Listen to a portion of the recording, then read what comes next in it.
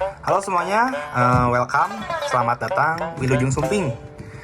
Nama saya Muhammad Robiul Hasan.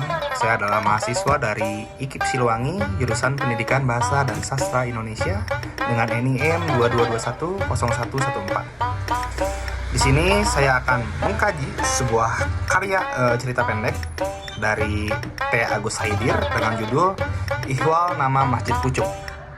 Saya akan menggunakan teori sosialitas dan juga akan mengkaji unsur-unsur hypertext di dalamnya.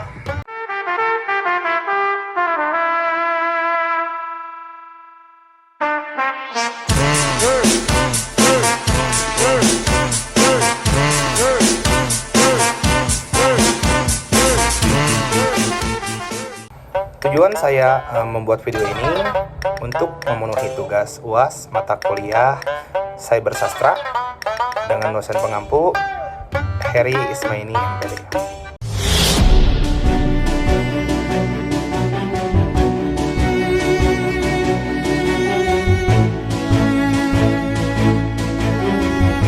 Halo murid-murid semuanya, selamat datang di kelas cerpen bersama Pak Guru Hasan. Ya, di pertemuan kali ini kita akan membahas, menganalisis, juga mempelajari salah satu cerpen karya T. Agus Haidir dengan judul Ihwal Nama Masjid Pucuk. Kali ini kita akan menganalisis cerpen tersebut dengan pendekatan sosial, juga kita akan menganalisis unsur-unsur hypertext di dalam cerpen ini. Cerpen Ihwal Nama Masjid Pucuk karya T. Agus Haidir mengisahkan seorang pria bernama Masjid Pucuk yang mengalami penolakan dari masyarakat dan aparat pemerintahan setempat hanya karena namanya dianggap tidak lazim. Penolakan tersebut bermula dari urusan administratif yang sepele, lalu sebuah pengajuan legalitas yang tersendat hanya karena petugas ragu akan keaslian atau kewajaran nama Masjid Pucuk. Seiring berjalannya cerita, masalah nama tersebut berkembang menjadi persoalan identitas, juga eksistensi sosial.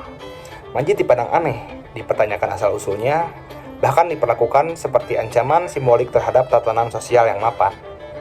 Dengan alur naratif yang mengandung banyak pengulangan, kilas balik, dan permainan simbol, cerpen ini menyuguhkan kritik-kritik tajam terhadap bagaimana masyarakat membakukan standar-standar identitas yang sempit. Nama yang seharusnya menjadi penanda pribadi justru dijadikan alat untuk menjustifikasi penolakan sosial. Dalam narasi ini, Masjid Pucuk bukan hanya sosok individu, melainkan representasi dari mereka yang ditolak sistem hanya karena tidak sesuai dengan norma mayoritas. Metode penelitian yang digunakan untuk menganalisis cerpen Ihwal Nama Masjid Pucuk yakni metode deskriptif kualitatif. Metode ini adalah metode penelitian yang bertujuan menggambarkan dan menganalisis secara mendalam tanpa melibatkan angka statistik. Menurut Etna Widodo, pada tahun 2021, dia menyampaikan jika penelitian dengan menggunakan metode deskriptif adalah suatu metode riset yang dipakai guna memperjelas suatu kondisi sosial melalui berbagai macam variabel penelitian.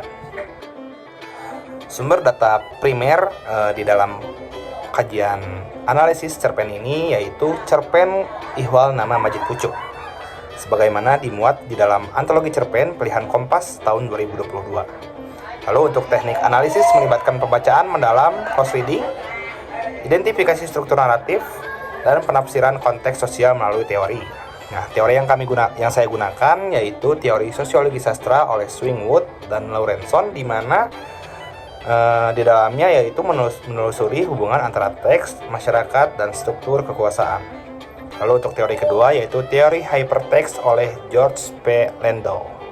Di dalamnya kami mengkaji elemen narasi yang bersifat interaktif, non-linear, dan kaya intertekstualitas. Mari ke hasil dan pembahasan dari analisis yang sudah saya temukan. Cerpen Ihwal Nama Masjid Pucuk karya T. Agus Haidir menampilkan kisah tokoh Masjid Pucuk yang mengalami konflik sosial akibat penolakan masyarakat terhadap namanya. Penolakan ini tidak hanya bersifat administratif, tetapi juga simbolik dan ideologis, menunjukkan bagaimana kekuasaan sosial dapat menciptakan diskriminasi berbasis simbol identitas. Adapun kasus-kasus sosial tersebut dapat dianalisis sebagai berikut. Yang pertama, kita menggunakan kajian sosiologisnya dulu. Di bagian pertama, yaitu representasi realitas sosial di dalam cerpen. Dalam konteks sosiologis, kondisi majis sebagai pemeran utama mencerminkan bagaimana masyarakat mendikte identitas melalui sistem simbolik atau nama, asal-usul, dan struktur kekuasaan lokal.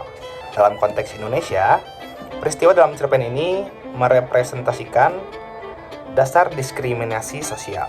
Tindakan menolak pengesahan nama oleh otoritas lokal menggambarkan kontrol negara atas ranah privat warga negara. Cerpen ini memotret praktik hegemonik di mana kebudayaan dominan menetapkan standar yang layak dan menyingkirkan yang lain. Lalu untuk yang poin kedua yaitu identitas, kekuasaan, dan penolakan sosial. Penolakan terhadap eksistensi seseorang, cerpen ini menunjukkan bagaimana masyarakat dalam menindas individu melalui norma-norma sosial yang tampak sepele, namun berdampak besar terhadap martabat dan identitas seseorang. Lalu kita akan menganalisis unsur-unsur hypertext di dalam struktur cerpen. Di sini saya membaginya menjadi 4 poin. Yang pertama yaitu narasi berlapis. Struktur cerpen tidak linear, dan ia menghadirkan pengulangan, kilas balik, dan pengandalan narasi yang memaksa pembaca menavigasi makna secara aktif.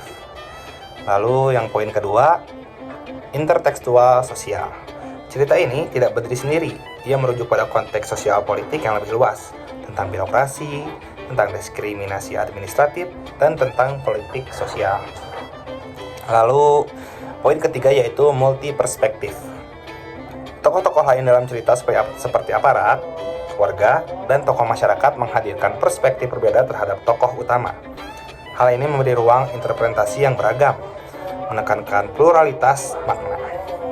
Lalu yang keempat, simulasi kehidupan nyata. Cerita ini bekerja seperti peta yang bisa diulang dari berbagai sisi. Setiap pembacaan memberi pengalaman baru, layaknya menjelajahi tautan-tautan makna di dalam teks digital. Lalu pada poin terakhir, yaitu keterlibatan pembaca sebagai bagian dari hypertekstualitas. Pembaca cerpen ini tidak bisa pasif, mereka harus menafsirkan sendiri siapa Majid sebenarnya, apa motif masyarakat, dan bagaimana makna normal dibentuk. Keterlibatan ini mencerminkan prinsip dasar hypertext, yaitu keterbukaan, partisipasi, dan dekonstruksi otoritas tunggal. Kita sampai ke kesimpulan. Kesimpulannya yaitu karya sastra adalah penginderaan atau hasil tangkapan indera yang dituangkan di dalam bentuk tulisan. Salah satu bentuk karya sastra adalah cerpen. Cerpen adalah akronim dari cerita pendek. Cerpen seringkali disebut cerita sekali duduk.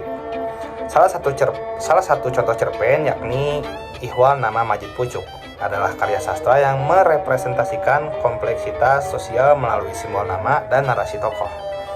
Melalui pendekatan sosiologi sastra, ditemukan bahwa cerpen ini menggambarkan praktik hegemoni, eksklusi sosial, dan problem identitas. Sementara itu, dari sisi kajian hypertext, cerpen ini menunjukkan struktur naratif yang terbuka, berlapis, dan interaktif yang semuanya memungkinkan pembaca membangun interpretasi secara aktif dan variatif. Cerpen ini bukan hanya representasi realitas, tetapi juga ruang eksplorasi, makna yang terus berkembang. Segitu saja dari saya. Mohon maaf bila ada kesalahan. Billahi taufiq wal hidayah. Wassalamualaikum warahmatullahi wabarakatuh.